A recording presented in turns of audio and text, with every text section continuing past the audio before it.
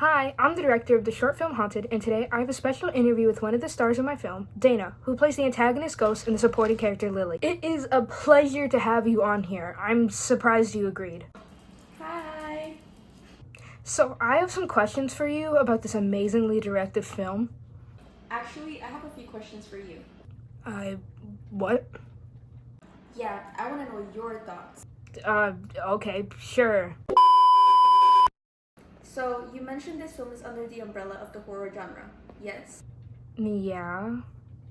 I see. The film shows characteristics such as mystery, suspense, and a cliché depiction of a ghost in a white sheet.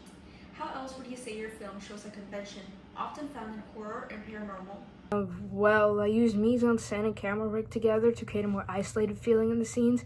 The isolation creates a build-up for later scenes, especially as for why Violet feels so badly about the home. Like, for example, when the two are talking on the couch, they are the focus of the two-shot that shows the empty surroundings behind the both of them.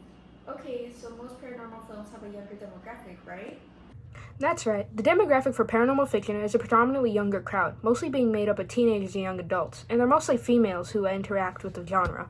So, if you had the chance to really produce this, would you make me a star? I would prefer to distribute via an art festival as a way to network and find someone who's actually willing to produce my film that way. From there, I'll make sure to create trailers and possibly even interactive competitions for artists to garner publicity for the film.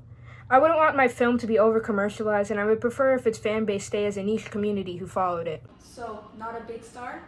Got it. How have your production skills improved since the beginning? I remember getting a look, and trust me, it was engraved. You really knew how to add text boxes.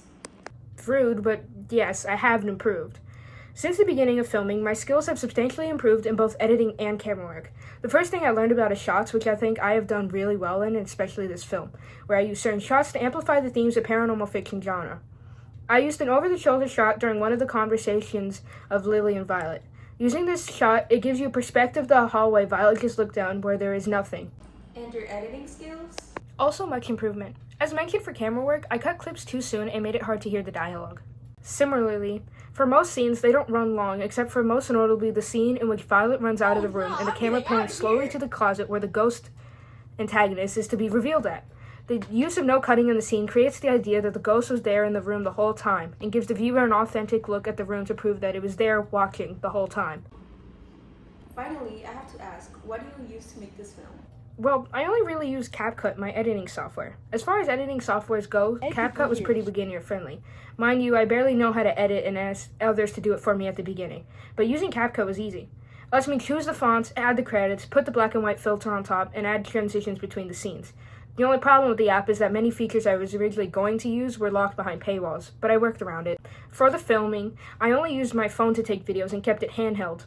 I learned throughout this project how to keep it still and also how long to take videos, so I didn't have to use the tripod to film certain scenes. The lack of professional equipment builds onto the indie horror vibe I was originally going for. That's all I wanted to know. Thank you for your time. Your time? You hijacked my interview.